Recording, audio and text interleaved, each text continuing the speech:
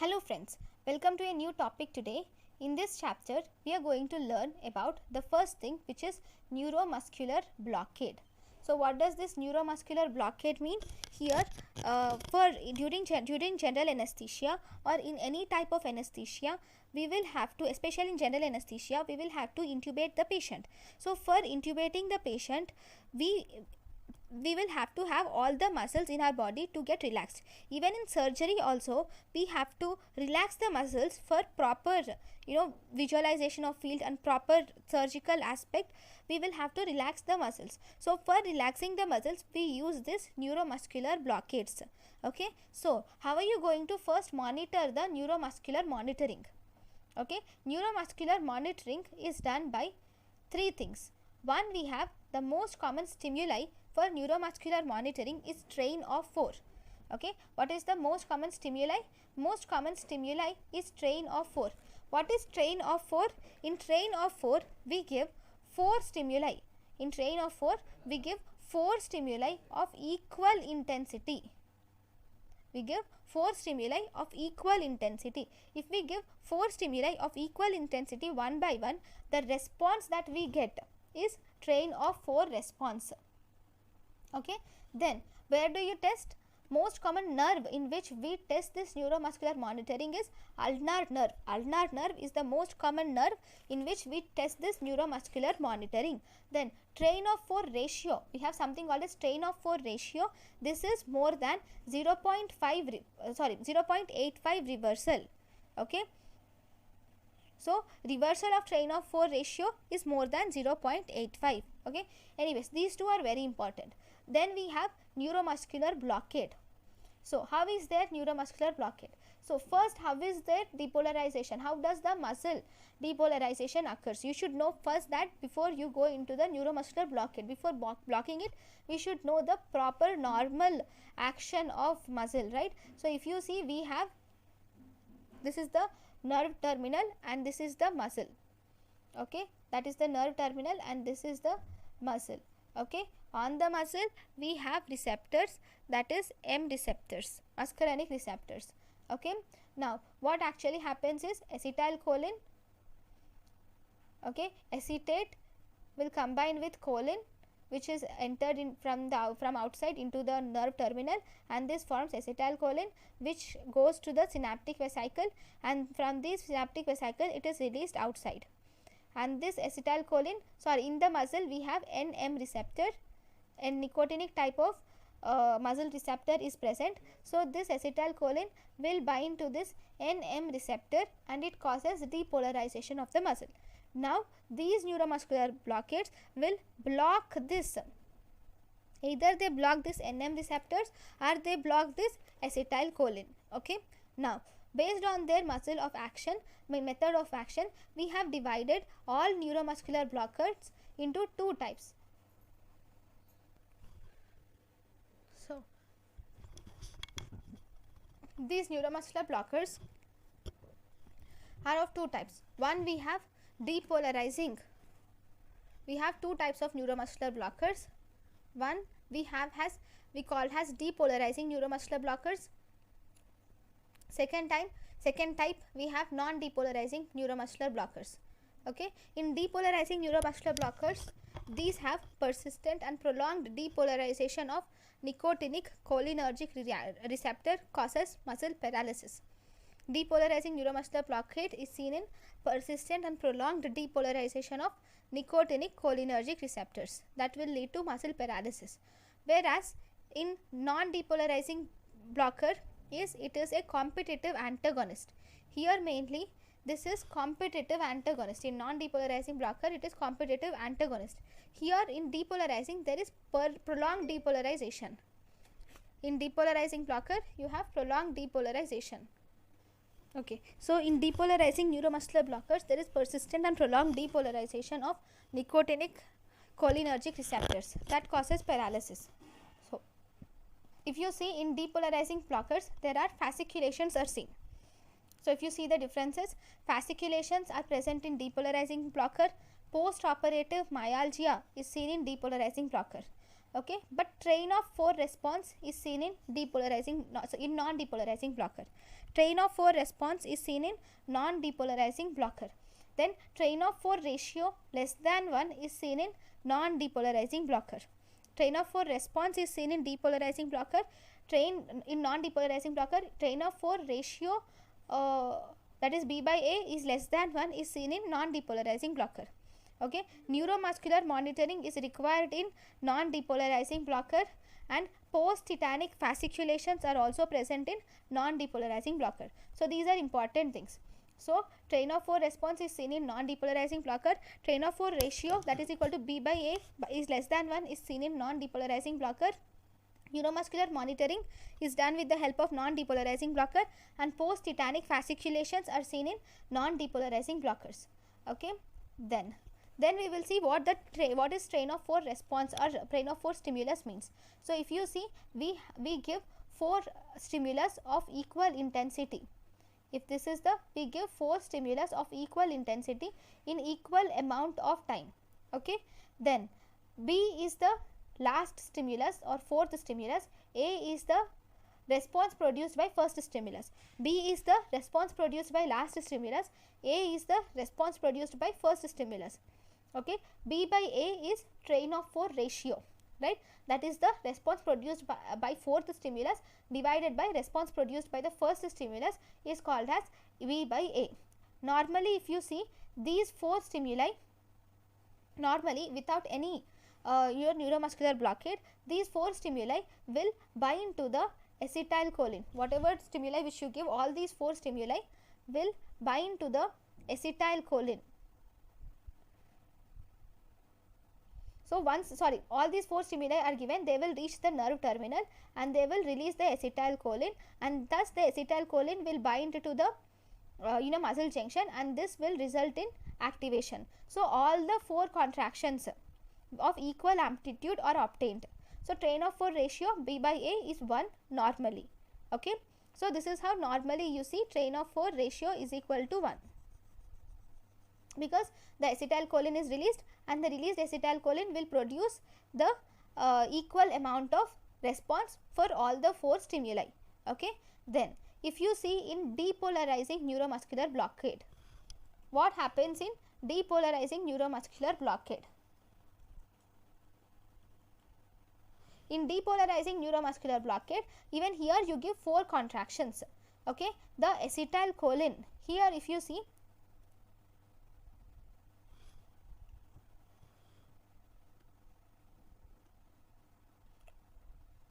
in depolarizing neuromuscular blockers, so now the acetylcholine will go, and this acetylcholine will also gets accumulated in the synapse, and it here also it will attach to the receptors easily. Okay, acetylcholine, but here it binds to free receptors only.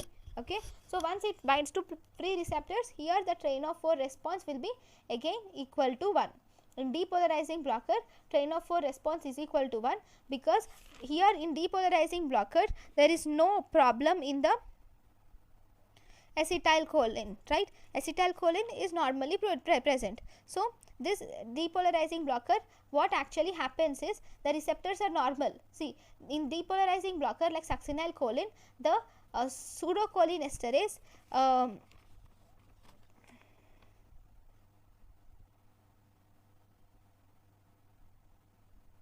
succinylcholine will decrease the degradation of acetylcholine, and thus it causes, it will increase the degradation of acetylcholine, and thus it causes blockade, right? But here acetylcholine, few amount of acetylcholine is present, and that acetylcholine which is present will bind to the free receptors. So as a result, train of 4 ratio B by A is equal to 1. Then what happens in non-depolarizing neuromuscular blockade? If you see in non-depolarizing neuromuscular blockade,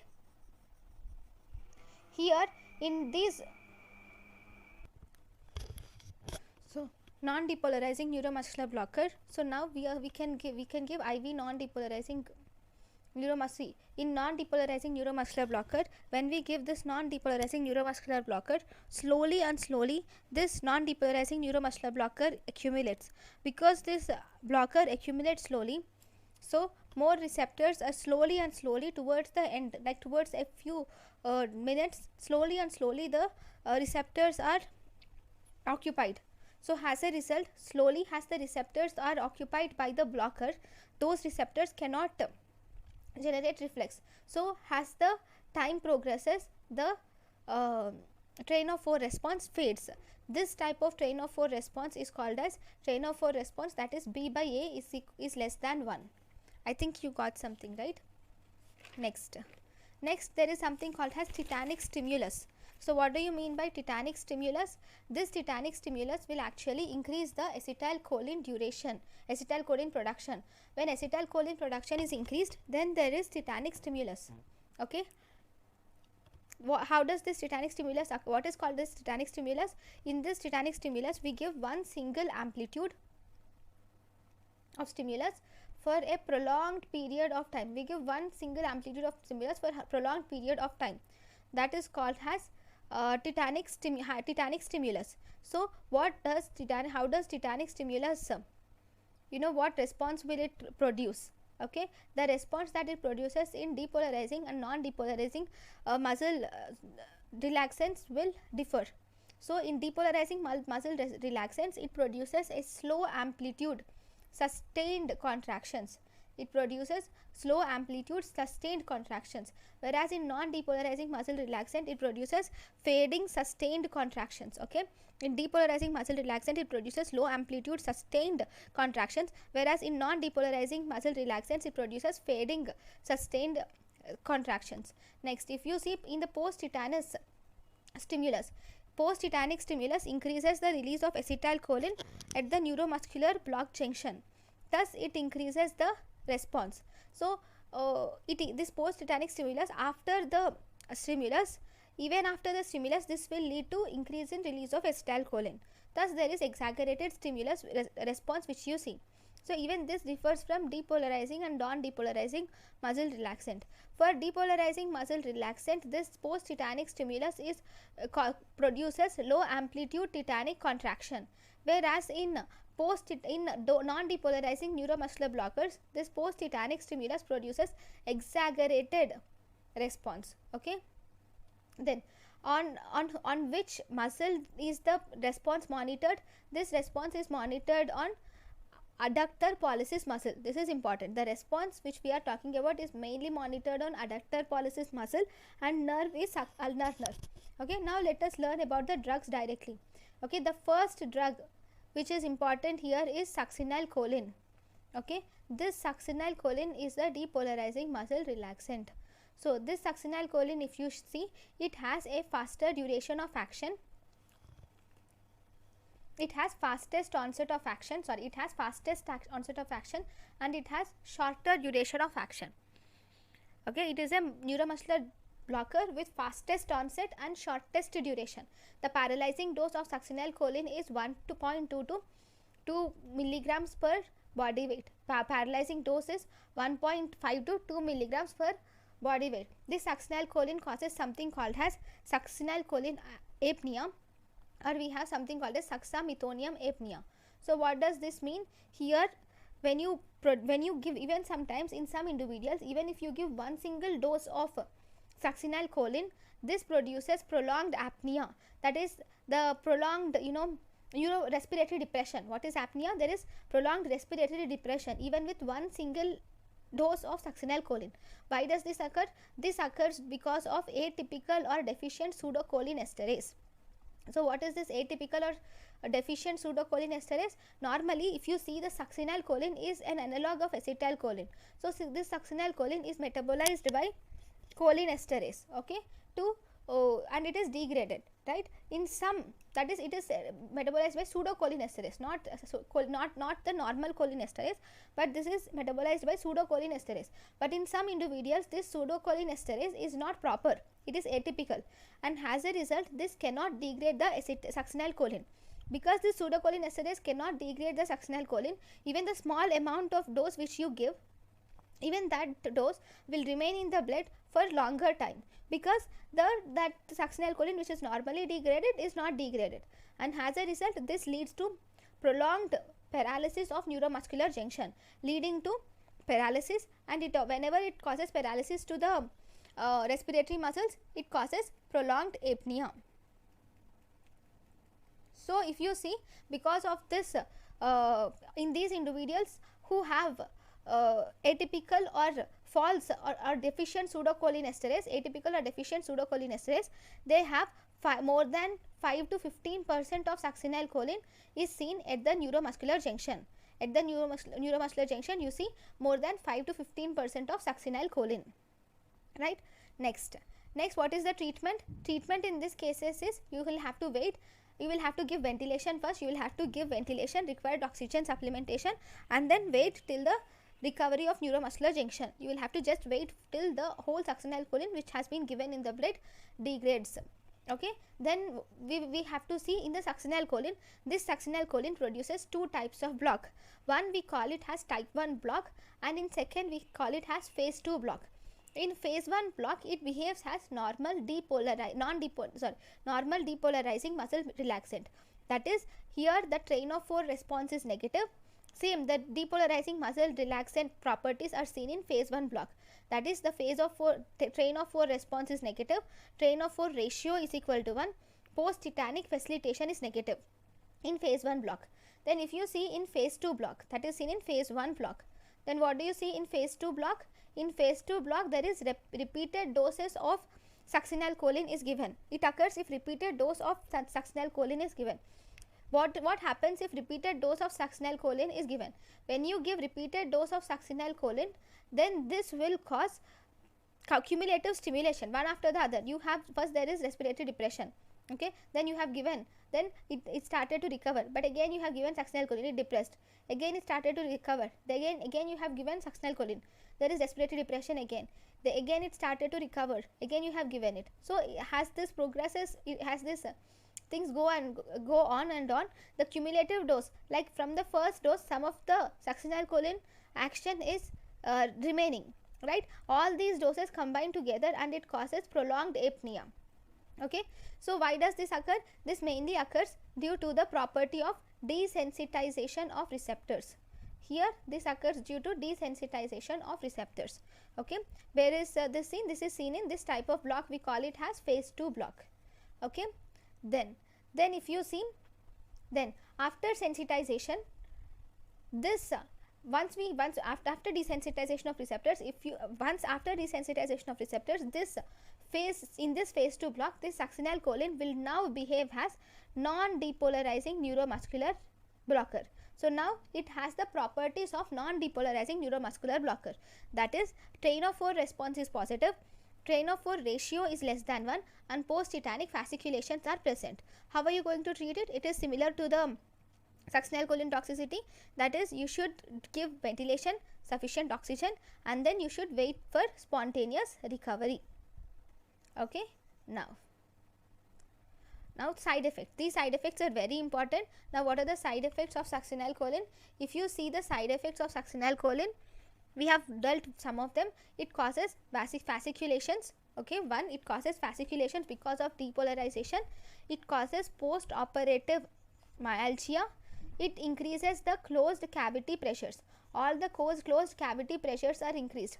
That is, it increases intracranial pressure, increases intragastric pressure, it increases intraocular pressure. It causes hyperkalemia, increased potassium. It causes bradycardia. Okay, succinylcholine also triggers malignant hyperthermia. Okay, so these are the main side effects of succinylcholine.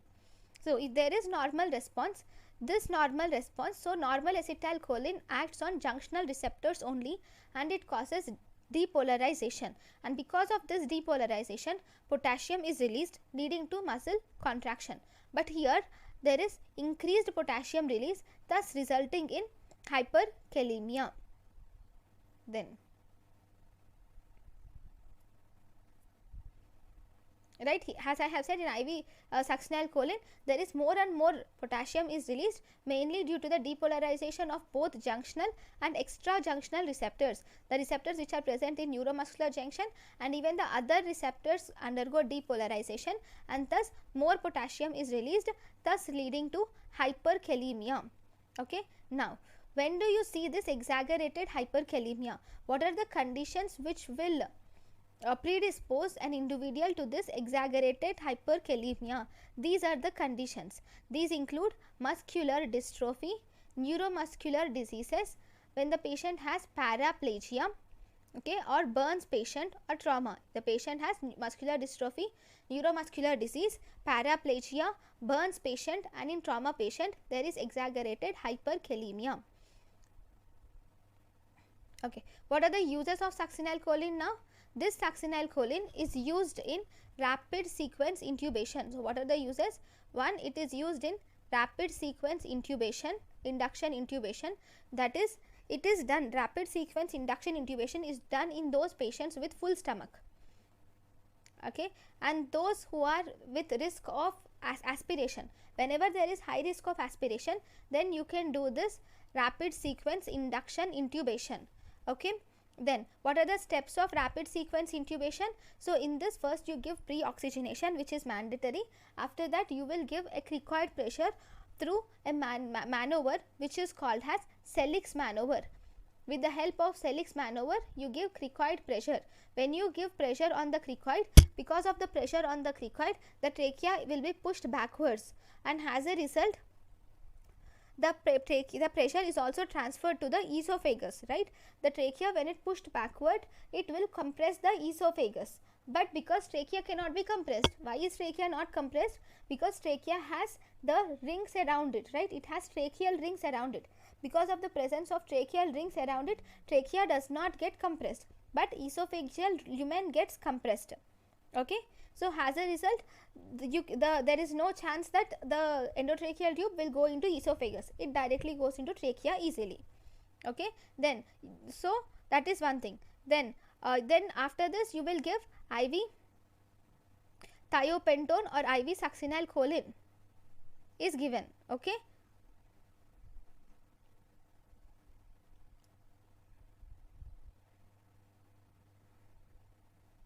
Then you can also use this succinylcholine for positive pressure ventilation. This succinylcholine can also be used in positive pressure ventilation by bag and mask. I'm sorry, I'm really sorry. Yeah, in this rapid sequence intubation, this positive pressure ventilation by bag and mask is contraindicated. You should not do this rapid pressure ventilation by bag and mask, should not be done in this rapid sequence intubation. And after giving succinylcholine, you can put a laryngoscope and then intubate the person, okay. So, these are the steps of rapid sequence intubation. Then what are the other uses of succinylcholine? It can be given when short general anesthetic is required for small amount of, for a short general anesthetic for small minor operations, you can use succinylcholine. Then you can also use it in intubation in difficult airway. In intubation in difficult airway, succinylcholine can be used as muscle relaxant, okay. One important thing is this succinylcholine has a shelf half-life. The shelf half-life of succinylcholine is 2 to 4 degrees Celsius for 2 years at room temperature for 6 months, okay. So, now prepared succinylcholine, it can be used. The succinylcholine should be put at 2 to 4 degrees Celsius for 2 years at room temperature for 6 months. It should be stored at that temperature, okay. That is about succinylcholine.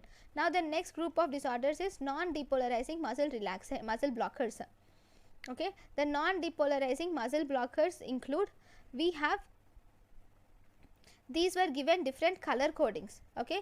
If they were given dark blue, okay, dark blue or black is given for those drugs which are long acting, okay. Light blue is given for those drugs which are intermediate acting, okay. Then we give normal blue for those which are short acting. So, we have color coding for this non-depolarizing neuromuscular blockers. So, dark blue or black is given for long acting drugs, light blue is given for intermediate acting drugs, normal blue is given for short acting drugs, right. Now, there are two types of drugs. If you see, two groups of drugs are there. One, we have aminosteroids, second we have benzyl isoquinones. So these non-depolarizing neuromuscular blockers are divided into two types. One, aminosteroids. Second, we have benzyl isoquinolines. So aminosteroids, what are aminosteroids? What are the drugs you see here? You see pancuronium, pipercuronium. Aminosteroids include pancuronium, pipercuronium, vecuronium, rocuronium, okay, rapacuronium. So aminosteroids include pancuronium, pipercuronium, vecuronium, rocuronium and rapacuronium. Then benzyl isoquinolones include D-tubercurare, doxacurium. These include D-tubercurare, doxacurium, atracurium, cisatracurium, okay, and nivacurium. These are the benzyl isoquinolones. What are they? D-tubercurare, doxacurium, atracurium, cisatracurium and mivacurium. These are benzyl isoquinolones, quinolines. Now, the important differentiating features are in both these, in which do we have histamine release? Histamine release is seen in benzyl isoquinolones, and these will cause because of the histamine release, these benzyl isoquinolones causes side effects like vasodilatation, which causes hypotension, which will finally lead to tachycardia. So this histamine release leads to hypotension and tachycardia, and this also leads to bronchospasm and flushing, okay. And among these two, mainly benzyl isoquinolones are only cardioselective. So we have major side effects present in benzyl isoquinolones because they release histamine releasers and they are cardiovascular unstable. All the aminosteroids are cardiovascular stable except pancuronium, which is cardiovascular and unstable, as it increases the vagal block. It blocks the vagus nerve and thus increases BP and heart rate. Okay, that is pancuronium has a exception. Next, the next group of drugs. See, in this drugs, if you see the one-liners, these one-liners are asked, what is the fastest neuromuscular blockade? Overall, the fastest acting neuromuscular blockade is succinylcholine. The onset is 30 to 40 seconds. What is the fastest non-depolarizing neuromuscular blockade? See, this succinylcholine is a depolarizing neuromuscular blocker. So, if you were asked what is the fastest non-depolarizing neuromuscular blockade, that is rapacuronium. But this rapacuronium is not available clinically. Then if you were asked what is the second fastest non-depolarizing neuromuscular blockade, second fastest non-depolarizing neuromuscular blockade is rocuronium. Because this rapacuronium is not available clinically, we use rocuronium as the fastest clinically available non-depolarizing blocker, right. So first we will see some important points about rocuronium. Okay, so if you see, this rocuronium has been replaced, it can replace succinylcholine for rapid sequence induction, and this is the fastest clinically available non-depolarizing neuromuscular blockade. Among all the neuromuscular blockade, this has the fastest non-depolarizing, the fastest clinically available non-depolarizing neuromuscular blockade. Okay, if you give this rocuronium as IV injection, it can cause pain. Okay, now you will have to even know the other drugs which causes pain on IV injection. They are IV propofol and etomidate.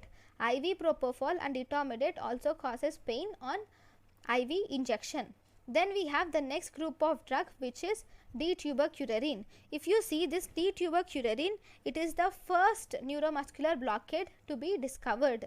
Among all the neuromuscular blockade, this is the first to get discovered, and it is the natural neuromuscular blockade, and it has main side effect, that is it has the maximum histamine release among all the benzyl isoquinolones. The maximum histamine release is present in D-tubercurarine.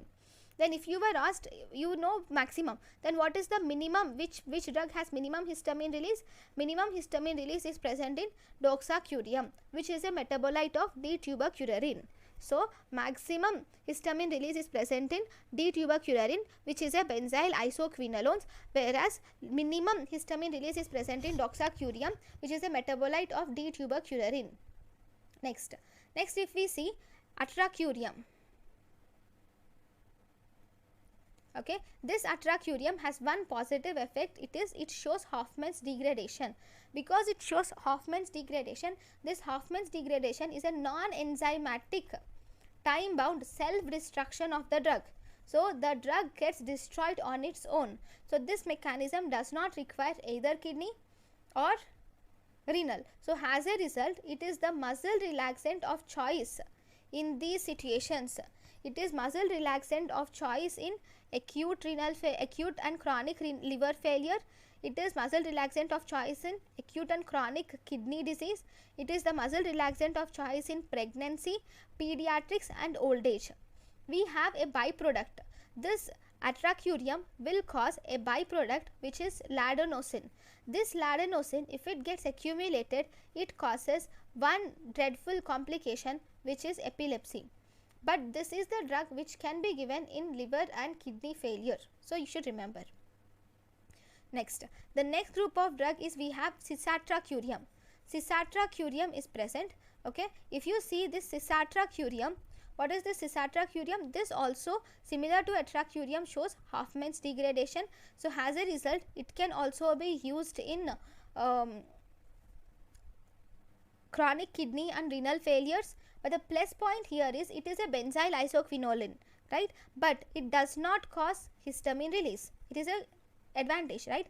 Though it is a benzyl isoquinoline, it does not cause histamine release and it is CVS stable also. Okay, it is 5 times more potent than atracurium. Because it is 5 times more potent than atracurium, there is less dose of cisatracurium is given and as a result there is less ladenosine. Okay, because of that ladenosine production is less. So this cisatracurium is a better drug when compared to atracurium. Now if you see the differentiating features between atracurium and cisatracurium, atracurium is actually a trans isomer. If you see histologically, chemically this atracurium is a trans isomer, whereas this cisatracurium is a pure cis isomer, right? Then this atracurium causes histamine release. I have already said cisatracurium does not cause histamine release and it is not CVS stable. What is important in this table is the dosage. The dosage of cisatracurium, see, it is 0.5 to 0.6 milligram per kg. It's easy to remember. As I have said, this cisatracurium is 5 times more potent, right? It is 5 times more potent than atracurium. So the dose is reduced by 5 times. So if you see 0.5 by 5, that is 0.1. So the dose here is 0.1 to 0.15. So as a result, it causes less dose and it has less byproduct and thus there is less risk of seizures. So this is about atracurium and cisatracurium. Then the next drug is about mivacurium. The next important drug here is mivacurium. So what are we going to see? This mivacurium is a late onset. This is late onset and shortest non-depolarizing neuromuscular blockade. It is the shortest non-depolarizing neuromuscular blockade. Even this has a pseudo cholinesterase mechanism. It's not fastest. See, it is shortest.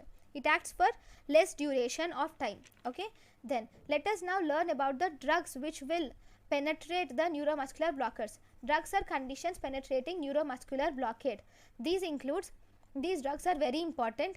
The drugs which penetrate the neuromuscular blockade include, we have antibiotics like aminoglycosides, tetracyclines, peptides, okay, anti-arrhythmic drugs like quinidine, okay, calcium channel blockers, hypermagnesemia, hypothermia, acidosis, neuromuscular diseases like myasthenia gravis. All these will aggravate. Instead of taking penetrating, we can write, aggravating. All these will aggravate the neuromuscular blockade, right? Next,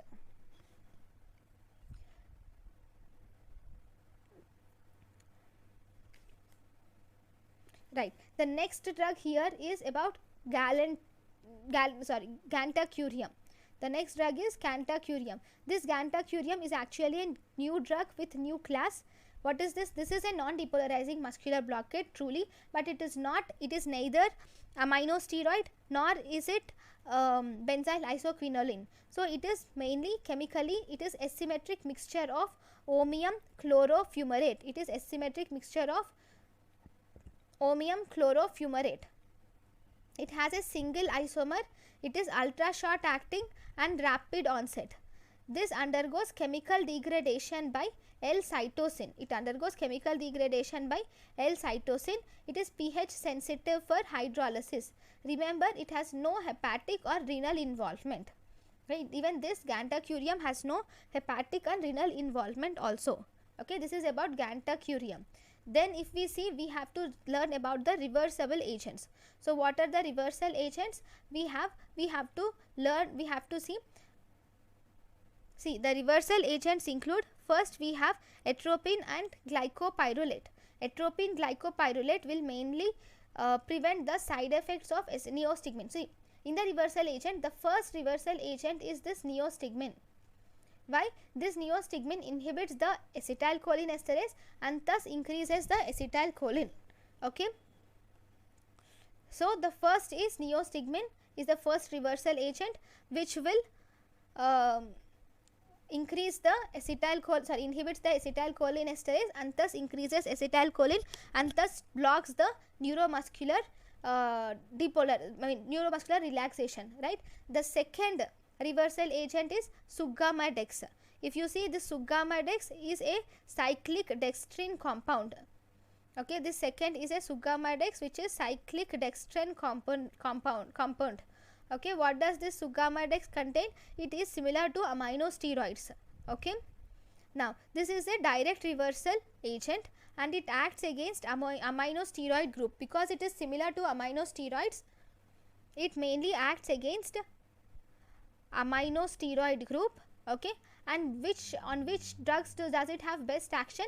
It has best action against vecuronium and rocuronium, which are the aminosteroid drugs.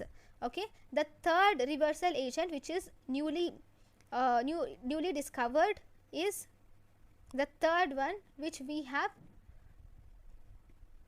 which is called as calabedian. We have calabedian. What is this calabedian?